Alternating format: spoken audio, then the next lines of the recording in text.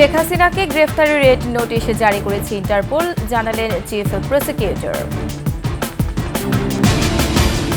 যুক্তরাজ্যে $30 কোটি পাচারের অভিযোগ, হাসিনা ও জয়ের বিরুদ্ধে দুদকের অনুসন্ধান শুরু।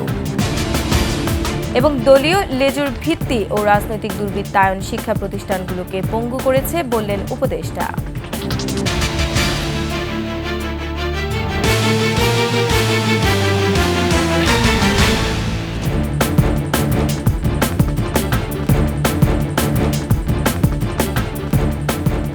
শুনছিলেন সংবাদ শিরোনাম। আমন্ত্রণ 21শে দুপুরের সংবাদে, সাথে আছে আমি রোমান আমিন। দর্শক, 21শে টেলিভিশনের সংবাদ একই সাথে সরাসরি দেখতে পাবেন আমাদের ফেসবুক পেজ www.facebook.com/2124 অনলাইনে। এছাড়া সাবস্ক্রাইব করতে পারেন www.youtube.com/@21শে চ্যানেলে। সাবেক প্রধানমন্ত্রী শেখ হাসিনার বিরুদ্ধে রেড নোটিশ জারি করেছে ইন্টারপোল। বিষয়টি নিশ্চিত করেছেন আন্তর্জাতিক অপরাধ ট্রাইব্যুনালের চিফ প্রসিকিউটর মোহাম্মদ তাজুল ইসলাম। তিনি জানান, ইন্টারপোলের রেড নোটিশ জারির মাধ্যমে শেখ হাসিনা সহ পলাতক আসামিদের ফেরত আনতে চায় সরকার। 10 নভেম্বর আন্তর্জাতিক অপরাধ ট্রাইব্যুনালের মামলায় ভারতে পালিয়ে যাওয়া শেখ হাসিনা ও পলাতক আওয়ামী লীগের নেতাদের গ্রেফতারি ইন্টারপোলের রেড নোটিশ জারির বিষয়ে পদক্ষেপ নিতে পুলিশ মহাপরিদর্শককে চিঠি দেন চিফ প্রসিকিউটর। পরে 12 নভেম্বর এক প্রেস ব্রিফিংয়ে তিনি জানান, হাসিনাকে গ্রেফতারে বা তার বিরুদ্ধে রেড অ্যালার্ট জারি করতে আন্তর্জাতিক সংস্থা হিসেবে ইন্টারপোলকে চিঠি দেওয়া হয়েছে। ইন্টারপোলেরটা অলরেডি রেড নোটিশ জারি হয়ে গেছে। এটা যখন আমরা আবেদন করেছি আমাদের তার পরপরই ইমিডিয়েটলি জারি হয়ে আছে। এটা তো আসলে বাইরে বলা হয় না। রেড নোটিশ সরাসরি যখন আমরা রিকোয়েস্টটা পাঠাই আমাদের ফর্মাল ইয়ার মাধ্যমে, সেটা তখনই জারি হয়ে যায়। ট্রাইব্যুনালকে জানানো হয়নি। এটা তো ট্রাইব্যুনালের বিষয় না। এটা হচ্ছে ট্রাইব্যুনালের পরোয়ানার ভিত্তিতে প্রসিকিউশন রিকোয়েস্টটা করেছে। সুতরাং এই প্রসিকিউশনের রিকোয়েস্টের ভিত্তিতে এটা করা হয়েছে। যুক্তরাষ্ট্র ও যুক্তরাজ্যে $30 কোটি পাচারের অভিযোগে সাবেক প্রধানমন্ত্রী শেখ হাসিনা ও তার ছেলে সজীব ওয়াজেদ জয়ের বিরুদ্ধে অনুসন্ধান শুরু করেছে দুর্নীতি দমন কমিশন দুদক। এর আগে 9 প্রকল্পে 80,000 কোটি টাকা অনিয়ম ও দুর্নীতির অভিযোগে শেখ হাসিনা, তার বোন শেখ রেহানা, ছেলে সজীব ওয়াজেদ জয় এবং টিউলিপ সিদ্দিকের বিরুদ্ধে অনুসন্ধানের সিদ্ধান্ত নেয় দুদক। 17 ডিসেম্বর থেকে তাদের বিরুদ্ধে অনুসন্ধানের কাজ শুরু হয়। তাদের বিরুদ্ধে রূপপুর পারমাণবিক বিদ্যুৎ প্রকল্প, বিশেষ আশ্রয়ন প্রকল্প ও বেবসা সহ 9টি প্রকল্পে এসব অনিয়ম দুর্নীতি হয়েছে।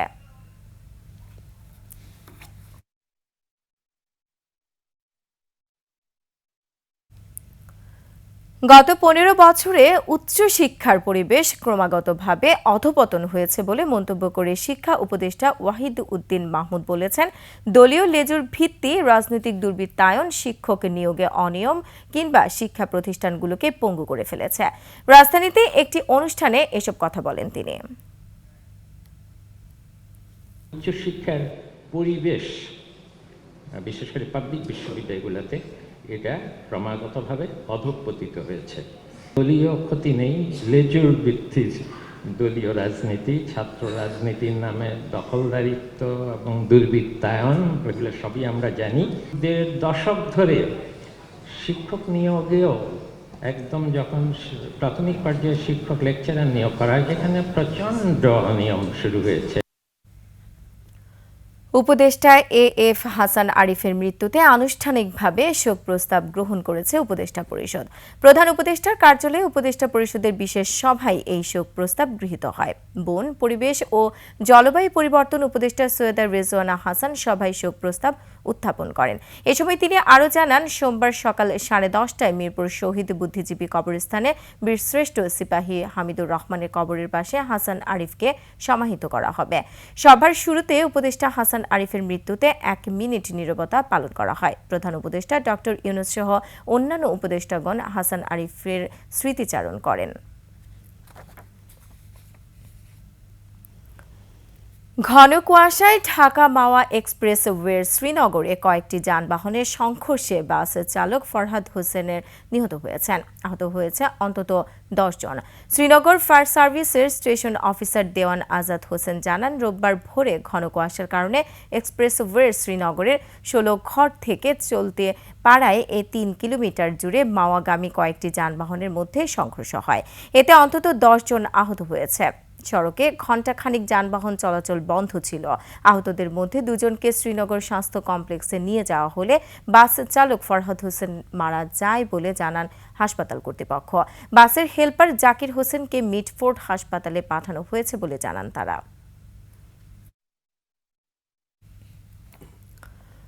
তীব্র ঠান্ডা ও হিমেল বাতাসে আজও স্থবির উত্তরের জনজীবন। শীতে দুর্ভোগ বেড়েছে সাধারণ মানুষের। এদিকে সাগরে নিম্নচাপের কারণে উপকূলের জেলাগুলোতে আকাশ মেঘাচ্ছন্ন হয়ে আছে। কিছু জায়গায় গুঁড়ি গুঁড়ি বৃষ্টিপাতও হয়েছে। প্রতিনিধিদের তথ্য ও ছবিতে ডেস্ক রিপোর্ট। তীব্র ঠান্ডা ও হিমেল বাতাসে আজও স্থবির উত্তরের জেলা পঞ্চগড়ের জনজীবন। সপ্তাহ জুড়েই জেলায় 9 থেকে 10 ডিগ্রি সেলসিয়াসে অবস্থান করছে তাপমাত্রার পারদ। তেঁতুলিয়া আবহাওয়া পর্যবেক্ষণ কেন্দ্র জানায়, সকাল 6টায় তাপমাত্রা রেকর্ড করা হয়েছে 9.8 ডিগ্রি সেলসিয়াস। সন্ধ্যা থেকে ঘন কুয়াশার সাথে হিমেল বাতাস যোগ হওয়ায় কনকনে ঠান্ডা অনুভূত হয়। এতে ভোগান্তি বেড়েছে দুস্থ, ছিন্নমূল ও ভবঘুরে মানুষের। পঞ্চগড় সদর আধুনিক হাসপাতাল সহ উপজেলা স্বাস্থ্য কমপ্লেক্সগুলোতে শীতজনিত রোগে আক্রান্ত মানুষের ভিড় বেড়েছে। এদিকে শহরের মোটা কাপড়ের দোকানগুলোতে বেড়েছে বেচাকেনা। ভীষণ ঠান্ডা, কুয়াশা চতুর্পাশে পড়তেছে, লোকজনকে দেখা যায় না, গাড়ি ঘোড়া দেখা যায় না। খুবই শীত, বিষয়টা মানে মানুষজন কাজে কাজে যাইতে পারতেছে না। ঘন কুয়াশা না থাকলেও রাঙামাটিতে কনকনে শীত অনুভূত হচ্ছে। শনিবার রাতে গুঁড়ি গুঁড়ি বৃষ্টি হওয়ায় শীত আরও বেড়েছে। রাঙামাটি শহরে শীত না থাকলেও পাহাড়ি গ্রামগুলোতে রয়েছে শীতের দাপট। সাগরে নিম্নচাপের প্রভাবে বাগেরহাটে মধ্যরাতে গুঁড়ি গুঁড়ি বৃষ্টি থামলেও শীতের প্রকোপ বেড়েছে। কুয়াশা না থাকলেও তীব্র শীতে স্থবির হয়ে পড়েছে জনজীবন। শীতের কারণে দিনমজুর ও রিকশাওয়ালাদের আয় রোজগার প্রায় অর্ধেকে নেমে এসেছে। দুদিন ধরে যে বর্ষা আবহাওয়া যে খারাপ উপলক্ষে এই গাড়িগুলি নিয়ে নামছে, ঠান্ডার ভিতরে লোকজন হয় না বলতেই পাওয়া যায়। নামছি তো রাস্তা পরিষ্কার করার জন্য, কিন্তু কাজ হইবে কি? ঠান্ডায় হাত পা সব বেহা হয়ে ওঠে। চুয়াডাঙ্গায় ঘন কুয়াশা ও হিমেল হাওয়ায় জনজীবন বিপর্যস্ত। আবহাওয়া অফিস জানায়, উত্তরের হিমেল বাতাসে তীব্র শীত অনুভূত হচ্ছে। এই অবস্থা আরও কয়েকদিন থাকার সম্ভাবনা রয়েছে। কনকনে ঠান্ডায় বিপাকে পড়েছেন নিম্ন আয়ের মানুষ। খুবই ঠান্ডা, উঠা যাচ্ছে না, সকালে কাজকর্ম নেই, বেকার মতন বসে রয়েছে। গাইবান্ধায় বিকেল থেকে রাতভর বৃষ্টির মতো কুয়াশা পড়ে। শীত বস্ত্রের অভাবে চরম বিপাকে দ্বীপ ও চরের প্রায় 4 লাখ মানুষ। ঠান্ডাজনিত নানা রোগে আক্রান্ত হচ্ছেন তারা। সিরাজগঞ্জেও বাড়ছে শীত। দুর্ভোগে যমুনা তীরবর্তী এলাকা ও কাজীপুর, বেলকুচি, চৌহালি, এনায়েতপুর ও শাহজাদপুর উপজেলার মানুষ। শীত বেশি, কুয়াশা পড়ছে, অনেক বেশি তীব্রতা, মানুষ শীতে বেড়ে গেছে। Masum আলিসা, desk report, 21 television. সংবাদ এই পর্যায়ে একটা বিরতি নিচ্ছে। যখন ফিরছি তখন অন্যান্য খবরের সঙ্গে আরো থাকবে। গাড়ি চাপায় বুয়েটের শিক্ষার্থী নিহতের মামলা, 3 আসামির 2 দিন করে রিমান্ড। নারায়ণগঞ্জে প্রাইভেট কারের চাপায় বুয়েটের শিক্ষার্থী মাসুদ নিহতের ঘটনায় গ্রেফতার 3 আসামির 2 দিন করে রিমান্ড মঞ্জুর করেছে আদালত। সকালে নারায়ণগঞ্জের সিনিয়র জুডিশিয়াল ম্যাজিস্ট্রেট আদালতে পুলিশে 5 দিনের রিমান্ড আবেদন করলে 2 দিনের রিমান্ড মঞ্জুর করা হয়। এ সময় বাংলাদেশ প্রকৌশল বিশ্ববিদ্যালয় বুয়েটের শিক্ষার্থীরা আদালত প্রাঙ্গণে বিক্ষোভ মিছিল করে দোষীদের শাস্তি দাবি জানান। বৃহস্পতিবার রাতে মোটরসাইকেলে রূপগঞ্জের পূর্বাঞ্চলের 300 ফিট এলাকায় ঘুরতে যান 3 শিক্ষার্থী। এ সময় বেপরোয়া গতিতে আসা একটি প্রাইভেট কার মোটরসাইকেলে থাকা 3 জনকে ধাক্কা দেয়। এতে ঘটনাস্থলেই মারা যায় মাসুদ। আহত হয় 2 সহপাঠী মেহেদি হাসান ও অমিত শাহ। বিজ্ঞ আদালতের যে ডিসিশন তার উপর সম্পূর্ণ আস্থা রাখি এবং এটাও বিশ্বাস করি সামনে যে তদন্ত কাজগুলো হবে সেগুলো আইন অনুযায়ী সুষ্ঠুভাবে হবে। 2টা মামলার মধ্যে একটা মাদকদ্রব্যের মামলা আর একটা হচ্ছে সড়ক পরিবহন আইনের মামলা। এই মামলার সকল কাগজপত্র পর্যালোচনা করে বিজ্ঞ আদালতে আমরা উপস্থাপন করেছি যে এটা কোনো সড়ক পরিবহন আইনে দুর্ঘটনাজনিত মামলা নয়, এটা একটি পরিকল্পিত হত্যাকাণ্ড। নাজুক যোগাযোগ ব্যবস্থার কারণে পর্যটক হারাচ্ছে নোয়াখালীর প্রধান পর্যটন কেন্দ্র নিঝুম দ্বীপ। 11 কিলোমিটার প্রধান সড়কটির 90%ই খানাখন্দে ভরা। সড়কের 8টি কালভার্ট ভেঙে গেছে, জরাজীর্ণ আরও 4টি কালভার্ট। নোয়াখালী প্রতিনিধির তথ্য ও ছবিতে ডেস্ক রিপোর্ট। বঙ্গোপসাগরের বুকে মেঘনার মোহনায় নিঝুম দ্বীপ। এ দ্বীপে বীজ, বনায়ন আর চিত্রাহরিণ প্রকৃতিপ্রেমী মানুষের মন কেড়ে নিত। প্রতি বছর নভেম্বর থেকে জানুয়ারি পর্যন্ত 3 মাস হাজার হাজার পর্যটকের পদচারণায় মুখরিত থাকত এ দ্বীপ। তবে গত কয়েক বছরে কমতে শুরু করেছে পর্যটক। যদি যোগাযোগ ব্যবস্থাটা উন্নত করা যায় তাহলে আমার মনে হয় যেন অনেকেই আসবে এখানে। গভর্নমেন্টের এগুলোর দিকে আরো নজরদারি করে আরো ঠিক করা উচিত। এই এলাকা নিয়ে আরো মার্কেটিং করা উচিত আমাদের। দ্বীপে চলাচলের একমাত্র বাহন মোটরসাইকেল। চলাচল করে হাতে গোনা কয়েকটি সিএনজি অটোরিকশা। মোক্তারিয়া ঘাট থেকে নামাবাজার বিচ পর্যন্ত 11 কিলোমিটার সড়কটি প্রায় চলাচলের অযোগ্য। ভেঙে গেছে 6টি কালভার্ট। আমরা ঘুরে ড্রাইভাররা 50 টাকা 100 টাকা করে কালেকশন করি।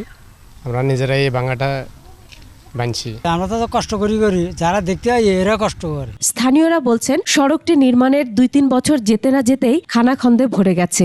এই সড়ক দিয়ে যাতায়াতে চালক, স্থানীয় যাত্রী ও পর্যটকদের দুর্ভোগের শেষ নেই। রাস্তাঘাট যা করছে সব বাকি সেরে গেছে, মনে করেন পর্যটক অনেক দিন দিন আস্তে আস্তে কমে যেতেছে। এলজিইডি বলছে নতুন প্রকল্পের আওতায় সড়ক মেরামত করা হবে। পর্যটকদের জন্য হবে বিশ্রামাগার। নিঝুম দ্বীপকে ডেভেলপ করার জন্য কিছু উন্নয়ন প্রকল্প আমরা হাতে নিয়েছি। বিশেষ করে জানেন যে ওখানে পর্যটনের জন্য রাস্তাঘাট এবং কিছু পার্কিংয়ের ব্যবস্থার জন্য আমরা কিছু কার্যক্রম হাতে নিচ্ছি এবং এগুলি অতি দ্রুতই আমাদের কাছে ওয়ার্ল্ড ব্যাংক ভিজিট করে গেছে। আমরা যে কোনো সময় আমরা এই টেন্ডার হয়তো চলে যাব। পর্যটক ও দ্বীপের মানুষের নিরাপদ যাতায়াত নিশ্চিতে প্রধান সড়ক সহ সংযোগ সড়কগুলো সংস্কারের দাবি ভুক্তভোগীদের। Masuma Lisa, desk report, 21 television. এবারে আভিবা ফিনান্স লিমিটেড বাণিজ্য সংবাদ।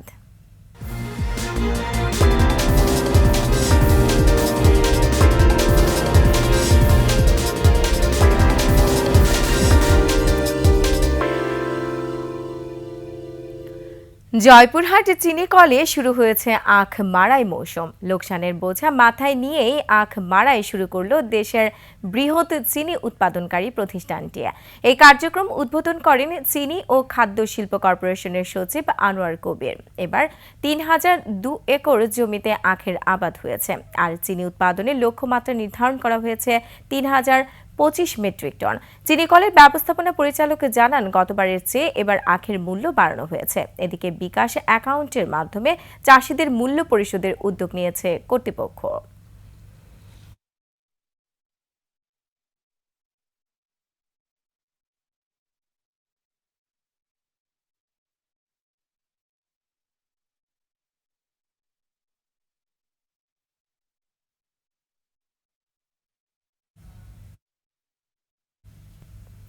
আর এরই সাথে শেষ করছি 21 দুপুরের সংবাদ। যাবার আগে সংবাদ শিরোনামগুলো আরও একবার। শেখ হাসিনাকে গ্রেফতারের রেড নোটিশ জারি করেছে ইন্টারপোল, জানালেন চিফ প্রসিকিউটর। যুক্তরাজ্যে $30 কোটি পাচারের অভিযোগ, হাসিনা ও জয়ের বিরুদ্ধে দুদকের অনুসন্ধান শুরু। এবং দলীয় লেজুর ভিত্তি ও রাজনৈতিক দুর্বৃত্তায়ন শিক্ষা প্রতিষ্ঠানগুলোকে পঙ্গু করেছে বললেন উপদেষ্টা।